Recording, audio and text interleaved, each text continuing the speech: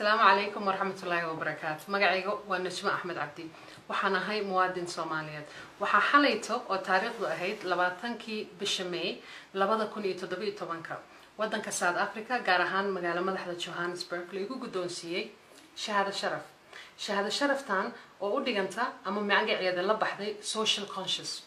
damiirka dadweynaha ama dadka aniga oo Soomaali ah waxaan ka soo dhaxbaxay intaas oo wadan oo Afrika ah waxaan u noqday hogaankaas oo ah mid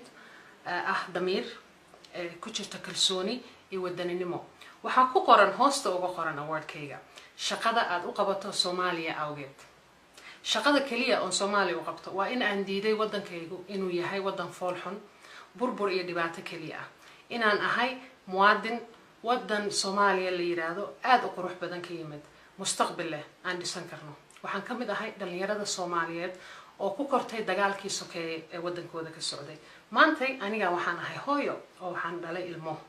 waxaan jeclaan lahaa mustaqbalka inta nooga hartay iyo kan ilmahayga iyo kuwiinaba inaan u noqono hogaan wanaagsan oo soo celiya damiirkii dadka Soomaaliyeed jacaylkii dadka Soomaaliyeed quruxdii wadankeena Soomaaliyeed si aan u helno wadan dal iyo dad isku kalsoon qurux badan dagaal iyo dhibaato aysan ka jirin inaan iska kaashano la dagaalanka abaaraha la dagaalanka wax kasta oo lid ku ah ummadda Soomaaliyeed meel kasta ay joogaan dhalinyaro waxaan ka mid ahay dadka la baxay ama jecel in loogu yeero jiilka cusub oo Soomaaliyeed waa maxay jiilka cusub waa dad ka madax banaan qabyaalad qolo kala fogeyn iyo xumaanto kuna midaysan qurux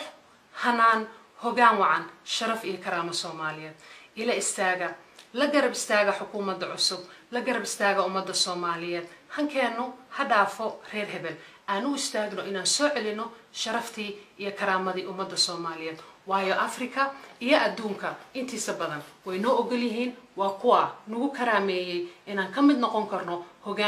hogaamada ka jira adduunkan waliba anigoo ah gabar walaashiina dumar ah Soomaali idinla ah haddii Afrika ogolaatay inaan ayaga agtooda sharaftaas aan ka leenahay oo Soomaaliya tixgeliyeen oo xasuusteen maxaa anaga noo diiday inaan isgarab istaagno oo isxasuusano oo dalkeena iyo dadkeena dhisano dalkeena dadkeena isku soo celino waad salaamantiin waxaan rajaynayaa jiilka cusub guul hankeenuna ha dhaafo reer hebel salaam calaykum